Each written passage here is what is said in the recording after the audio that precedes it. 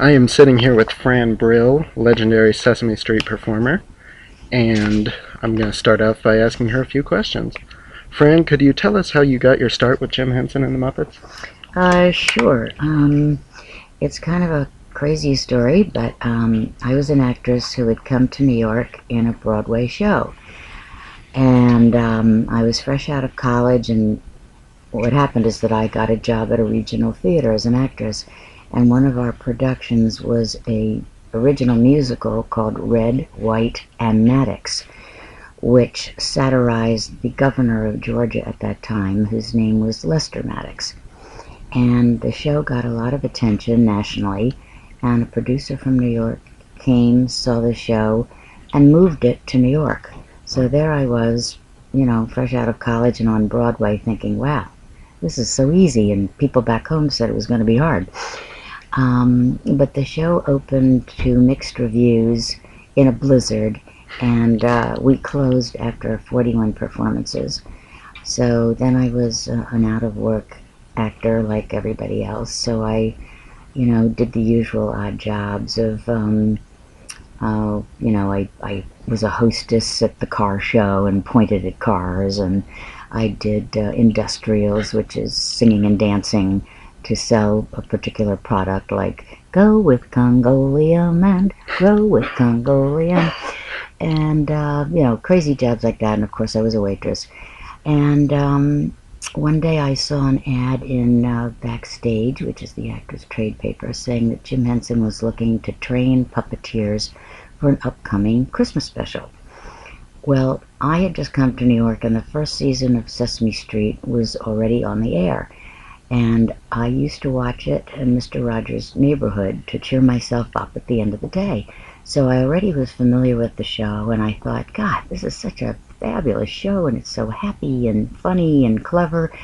And I had already started doing voiceovers and stuff, because when I first came to New York, one of the first things agents would say to me is, oh, you have kind of a quirky, interesting voice. Do you want to do voiceovers? And I said, sure, because, I just wanted to do anything that would help me put food on the table.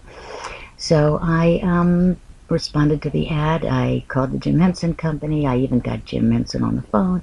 And I said, hi, I'm an actress. I've just come to New York with a Broadway show, and I know I can do accents and characters, and I can sing, and I'm hoping you might hire me to do the voices. And Jim said, well, we don't do it that way. The puppeteers do their own characters' voices.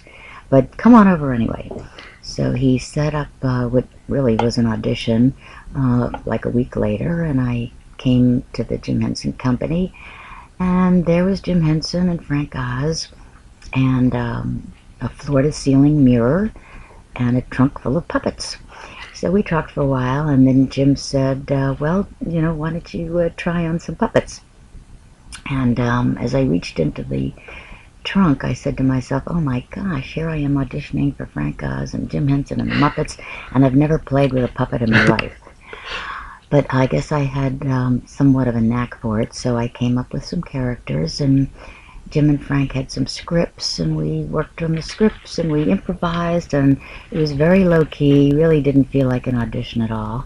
And we laughed, and, that was it. And shortly thereafter, I got a call saying that Jim did want me to come and do this 2-week workshop to learn the fundamentals of puppeteering.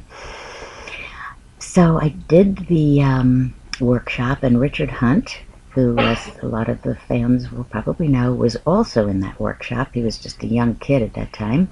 Well, I was kind of young myself, but he was even younger. And out of this group, they would let some people go after the first week, and then Richard and I made it through the second week of this workshop, and then we ended up shooting this special in Toronto with Art Carney playing these 2 different Santa Clauses. And after shooting the special, Jim asked Richard and I if we wanted to be on Sesame Street, which was, a few months later. That would start shooting in the fall. And I thought it would be a hoot and a steady paycheck. So I said yes, never dreaming that I would do it for, more than, that season. So that's really how I tripped and fell into being the first female puppeteer on Sesame Street. That's incredible. Yeah, and a long story, wasn't it? Yeah, but Too long. no, good enough. Your first major character on Sesame Street was Prairie Dawn. Right. How did you get cast as Prairie? Well, until I started doing Prairie Dawn, I was the right hand for Ernie and Cookie Monster and wherever the need was for a two-handed puppet. And I also did anything Muppets that were girls, because that's sort of how a new puppeteer gets trained, to start out as a right hand, and then you're given small roles and people see how you do. So I did that, and then Jim handed me this pre-existing puppet. I think she was called Little Pink, and she was very small. In fact, she was the smallest of all the puppets. And they put a little blonde wig on her, and she wore a smocked party dress, and she had patent leather shoes and white socks. And even in those days, she carried a hanky.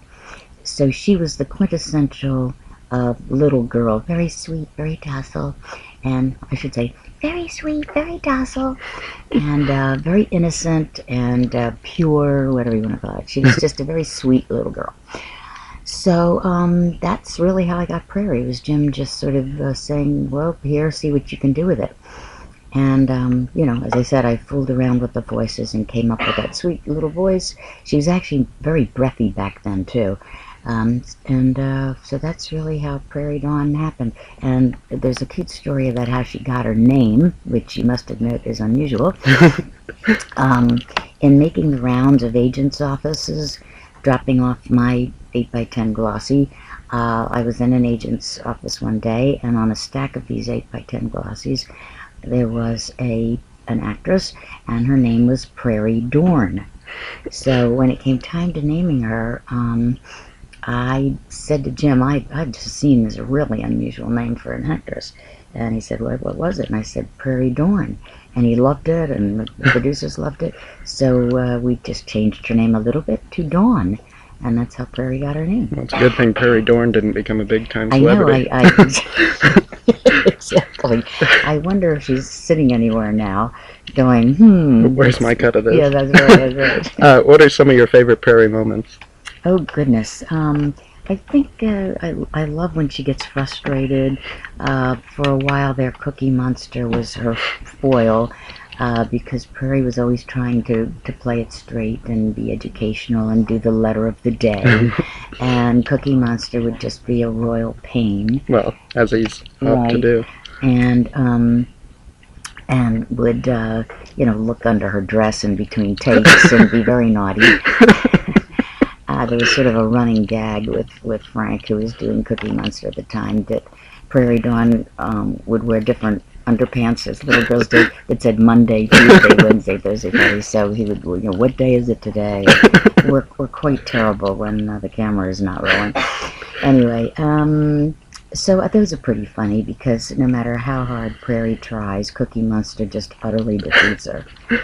So those, and then I think one of my favorite things was Singing in the Rain, where Grover is playing the Gene Kelly part, and everything goes wrong. Everything goes wrong, exactly. Well, that's the formula for good comedy. Exactly.